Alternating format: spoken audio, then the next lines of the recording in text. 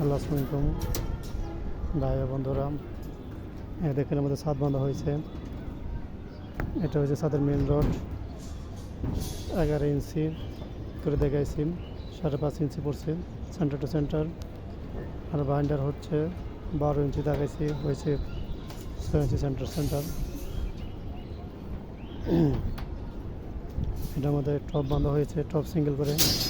কিন্তু বিশেষ করে আমার কাজ করছিল 8 রুমের, 6 রুমের মেন একদিকে, 2 রুমের মেন অন্যদিকে, 1 রুমের মেন আর 1 রুমের যে বাইন্ডার হয়েছে এটা এটা দেখেন 3-4 রুম। এটার মেন হয়েছে আপনার 6 ইঞ্চি পর পর। যে আমাদের একটা কানিস, এটা হবে বেলকনি